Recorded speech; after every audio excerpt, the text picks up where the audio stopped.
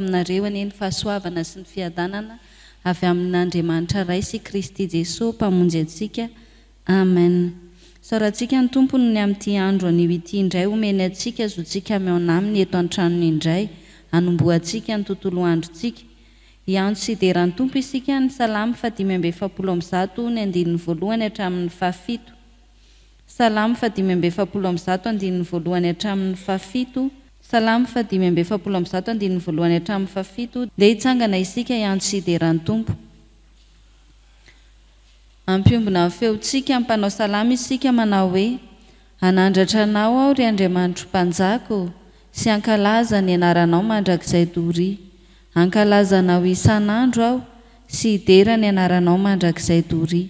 Lehibe Jehovah ka tokony hoderaina indrindra, ary sy takatry ny saina ny fahalehibiazany. Ny taranaka rehetra samy hidera ny asanao amin'izay mandimby azy, sy hanambara ny asanao lehibe. Nilaza ny voninahitry ny fiandriananao, sy ny asanao mahagaga no saintsainiko. Ny hery ny asanao mahatahotra no tenenin'ny olona, ary ny fahalehibiazanao no holazaiko. Anona ny fahatsiarovana ny fahatsaranao izy, sy hiobo ny fahamarinanao. Amen. Hivavaka isika. Isaoranay tokoa ianao ry Tompo Andriamanitra io, eny isaoranay ianao. Isaoranay ianao noho ny amin'ny nanomezanao anay indray ity maraina ity. Isaoranay ianao noho ny amin'ny faharinao ataonao eo amin'ny fiainanay. Misaotranao izahay satria ianao no namoa anay indray tamin'izao maraina vaovao izao, nanolotra ho anay ny tombonandro sy ny fahasalamana. Isaoranay ianao Tompo, fanoto aminao izahay, ka voatoana tonga indray eto an-tranonao. Misaotranao izahay ry Tompo fa tsy navelanao ho tafandrimandry, tsy ho tafahoana aminao. Ankehitriny ary izahay tonga indray eto amin'izao toerana izao, iantso sy hidera ny anaranao masina. Tsaronay anefa Tompo ny fahalemenay sy ny fahadisoanay. Avelao ny elokay ry Tompo Andriamanitra io, amin'irao fo izahay tamin'izay rehetra vitanay tsy araka ny sitraponao, sy izay rehetra tokony ho tanterahanay ho anao Andriamanitra ay, mba ho fanomeza amboninahitranao, kanefa tsy vitanay izany. Avelao ny elokay ary diovy amin'ilay rany Jesosy Kristy nalatsany teo ambony hazo fijaliana izahay. Matoky izahay fa Andriamanitra tena tianay ianao, ka dia hiaino ny vavaka sandratray ao anatrehanao. Raisinay amin'ny finoana Tompo ny famelan-keloka izay atolotra ao anay amin'ny anaran'i Jesosy, ary dia ianao no hanatrika feno izao fotoana tanterahanay izao, mba hanomezanay voninahitra ny anaranao. Ianao no hiteny aminay amin'ny alalan'ny teninao. Ny fanainao masina no elo lalana ny teninao ka hanamboatra ny fonay, mba ho tonga tany lonaka ny rinin'ny teninao. Dia ho tonga fiainanay tokoa ane izany teninao Andriamanitra ampitaina aminay izany.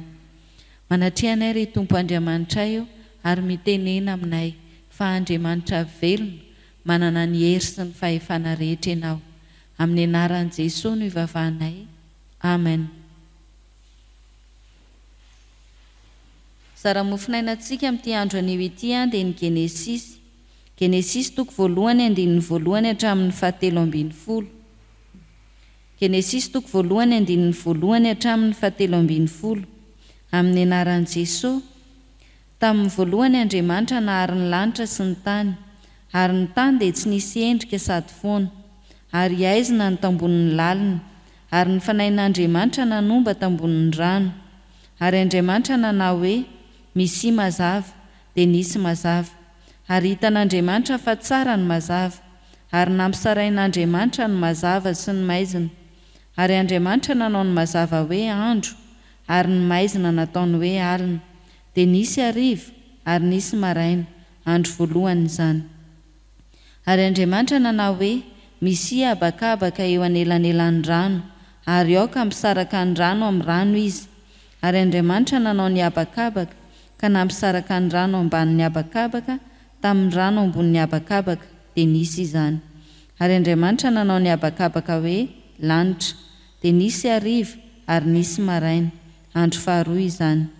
Ary Andriamanitra nanao hoe aoka hiangona ny rano eny ambanin'ny lanitra, ho eo amin'ny fitoerana iray, ary aoka ho eo amin'ny fitoerana iray, ary aoka iseho ny maina dia nisy izany.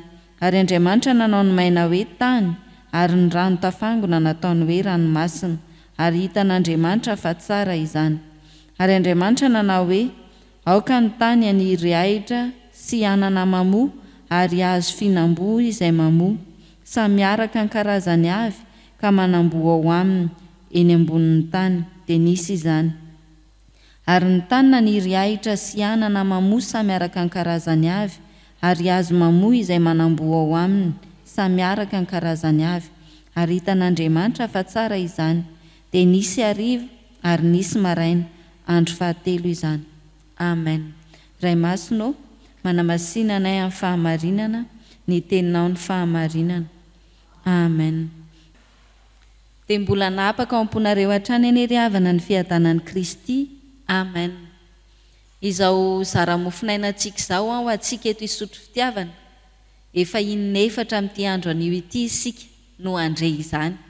Isaorantsika ny Tompo izany fa atsiarovantsika hoe manakambara amintsika foana ny Tompo, na dia hiverimberenany azy izany dia manana teny manokana miantefa amiko sy miantefa aminao foana izy ao anatin'izany perikôpa miverina matetika izany.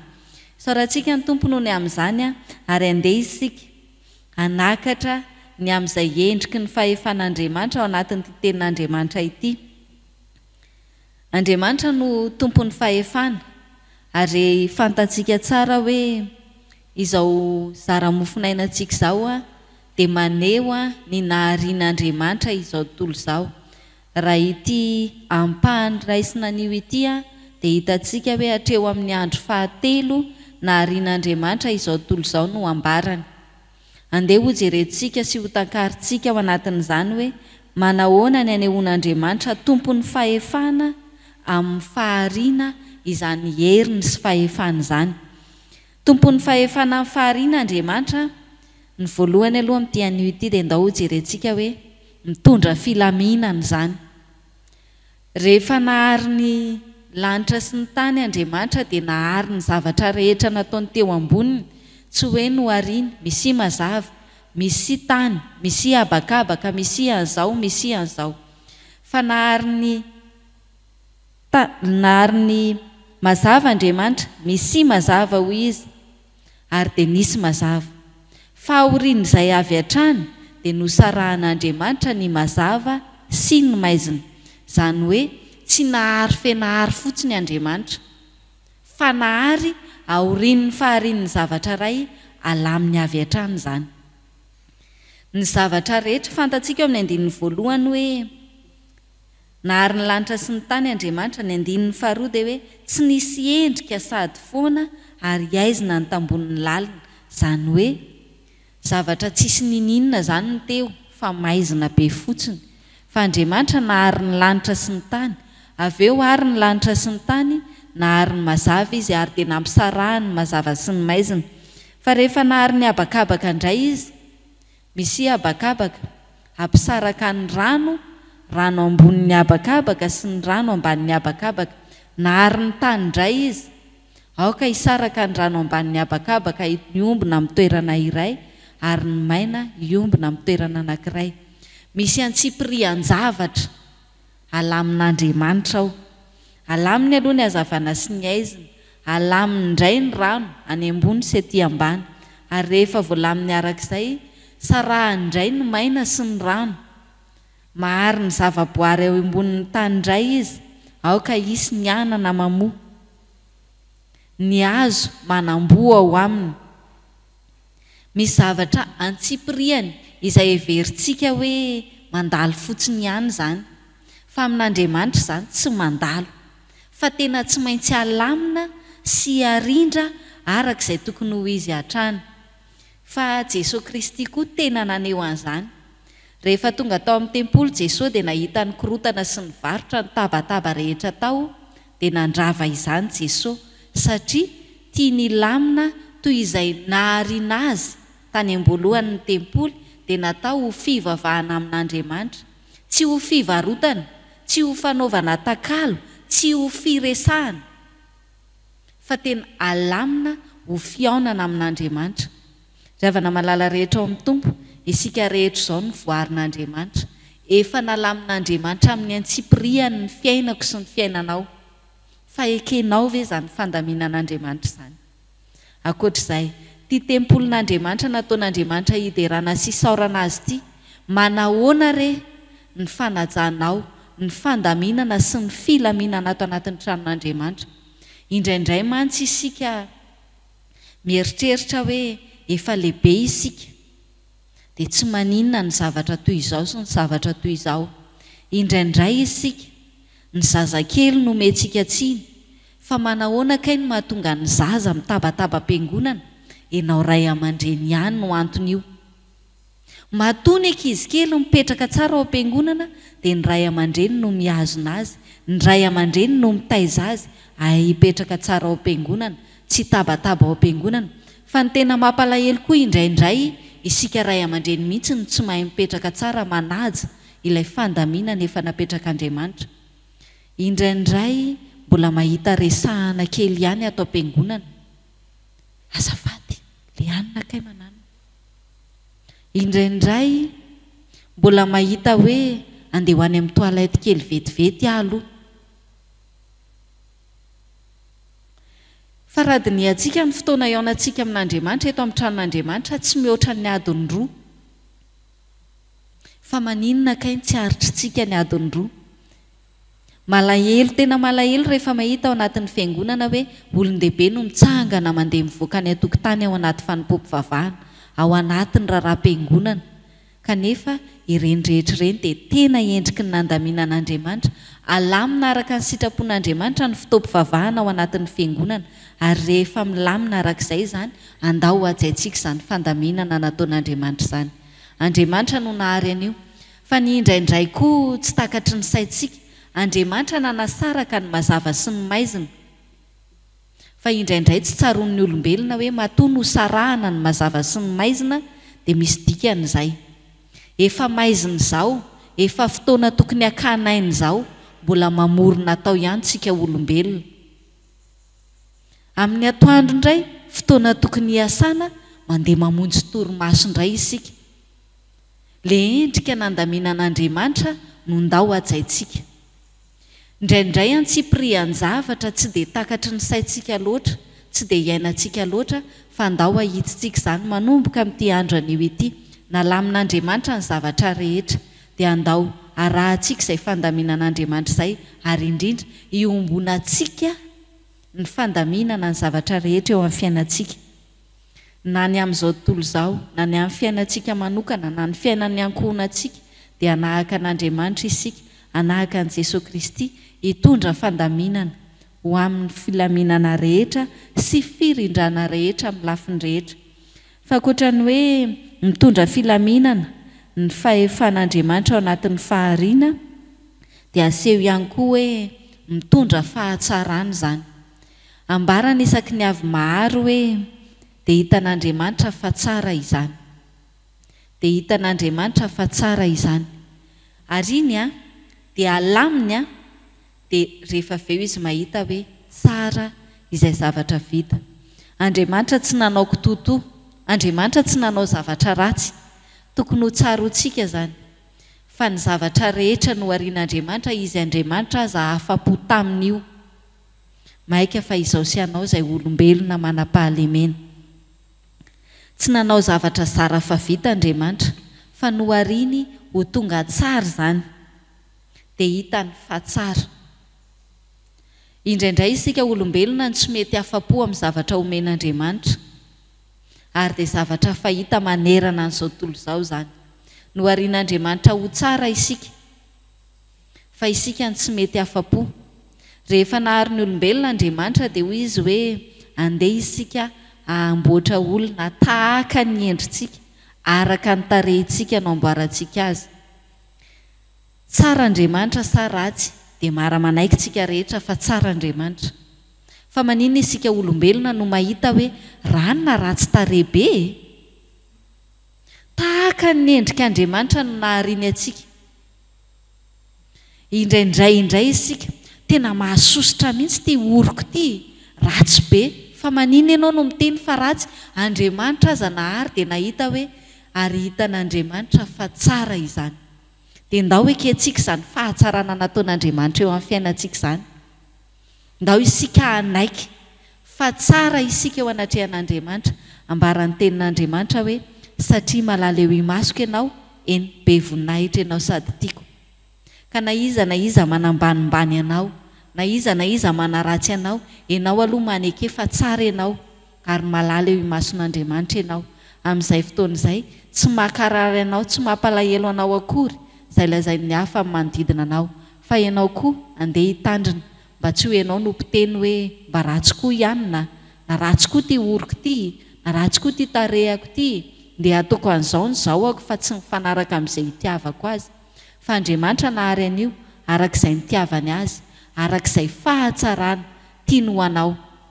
Ho an'ny tsirairay avy samy manana izay endrika naharian'Andriamanitra azy isika tsirairay avy. Saingy izao ho an'Andriamanitra tsara izao, tsara ianao. Dia andeha hankasitrahantsika izany fahatsarana nataon'Andriamanitra eo amin'ny fiainantsika izany. Fa tsy ho ataontsika mandalo fotsiny. Dia izay rehetra momba antsika, izay fahatsarana rehetra eo amin'ny fiainantsika, andeha hankalazantsika an'Andriamanitra sy hanomezantsika voninahitra azy mba ho mendrika ho azy zany haja sy ny voninahitra izany. Anehoantsika ny fahatsaran'Andriamanitra izay rehetra momba antsika sy izay rehetra nanantsika, izay rehetra nahariany antsika sy izay fahasoavana rehetra nomeny antsika. Dia hoentintsika hanome voninahitra azy zany rehetra izany. Man'Andriamanitra irery ny voninahitra fa izy tompon'ny fahefana ao amin'ny fahariana fiainantsika koa mba hitondra filaminana, indrindra hitondra fahatsarana ao antsika. Dia isika rehetra hanaiky izany filaminana sy fahatsarana omen'ny Tompo antsika izany. Amen. Hivavaka isika. Tompo, misaotra anao izahay ny amin'ny teninao. Misaotra anao izahay fa manana tombony manokana izahay eto amin'izao fiangonana izao. Satria iray ihany ny teninao miverina aminay, ary dia inefatra amin'ity andro anio ity no hitenenanao aminay, kanefa tsaronay fa tsy diso anjara amin'izany teninao izany izahay. Manana hevitra vaovao mandrakariva tolotra ho anay ianao, manana teny tia nampitaina aminay mandrakariva ianao. Indraindray efa fandriana ihany fa tsy tsaronay akory ny asarobidiny, indraindray efa fandriana ihany fa mandalo fotsiny ihany reny rehetra reny, tsy reraka ianao manantitrantitra izany. Isaoranay ianao satria tsaronay, fa mariky ny fitiavanao anay izany, mba ho amin'ny fahatsarana sy ny filaminana avy aminao tokoa ny fiainanay. Tompo, isaoranay ianao noho ny amin'izany rehetra izany. Mangataka izahay ny asanao aty anatinay amin'ny alalan'ny fanahy masina, mba azonay mahatsiaro tokoa izany fandaminana nataonao teo amin'ny fiainanay izany. Andray amin'ny fifaliana ihany koa ny fahatsarana nomenao anay. Isaoranay ianao fa mampianatra anay ianao, fa tsy manao zavatra zara fa vita ianao, fa rehefa mahatanteraka ianao dia zavatra tonga lafatra mandrakariva no ataonao tanteraka eo amin'ny fiainan'ny olombelona, indrindra eo amin'ny fiainan'izao tontolo izao. Ankasitrahanay ianao noho ny amin'izany. Mangataka izahay Tompo, ny rahanao lalana aminay mandritry ny andronay rehetra izay mbola omenao anay. Mba haneho ny fahatsaranao izahay, mba hianaiky ny fandaminanao izahay, mba hiara mandeha aminao amin'ny zavatra rehetra izahay.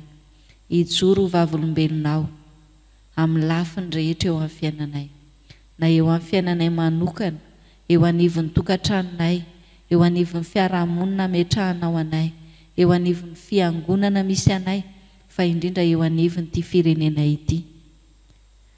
Tompo, mangataka izahay ho an'ny tontolo andro izay omenao anay, mba omenao fifaliana sy fahasoavana mandrakariva izahay, fahasalamana heri-tanjaka. Mangataka izahay Tompo ho an'ny firenenay, avela ho eloka ny firenenay amin'izao fo, ary dia vonjeo amin'ilay mahazaka ny fitiavanao. Ianao no andrava izay rehetra tsy ankasitrahanao. Mangataka izahay ry Tompo ho an'ny taranaka rehetra efa nomenao anay, omenao fahendrena sy fifaliana, fahasalamana, indrindra ianao no hanolotra ny saina endry avy aminao Andriamanitra, mba azon'izy ireo mandeha araka ny sitraponao. Izay rehetra heverinao mahasoa anay Tompo, fantatray fa na dia tsy mangataka akory azy izahay, dia ianao efa mahalala izay rehetra tokony ho anay. Tanterao aminay izany araka ny haben'ny fitiavanao.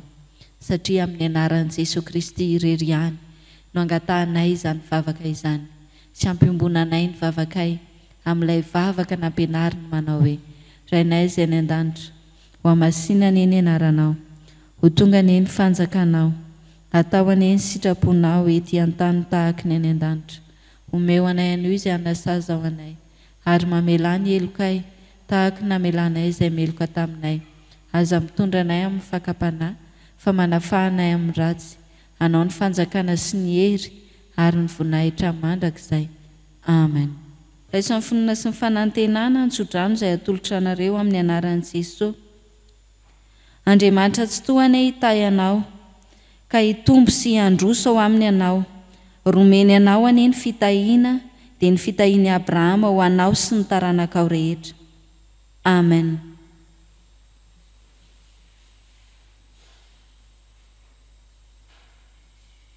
Man'Andriamanitra irery ihany ny voninahitra amin'ny anaran'ny Ray sy ny Zanaka ary ny fanahy masina. Amen.